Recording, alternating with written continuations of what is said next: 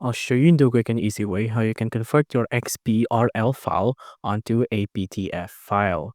Now, from Google here, you just have to search up XBRL to PDF, right? So just search it up, XBRL to PDF.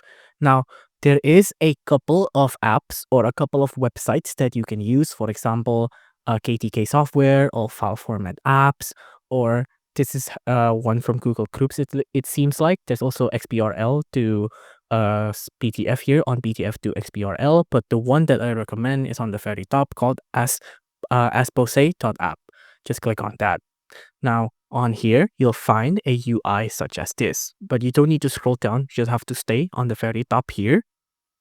Now, once on the very top, just click on this button up here, the big white button, and then just put in your XBRL file, which on my case, it will be this sample one. Click on open, and then it'll be uploaded like this, and then make sure it's on PDF, convert, and that's it, you're done. If you enjoyed this video, please do consider liking and subscribing.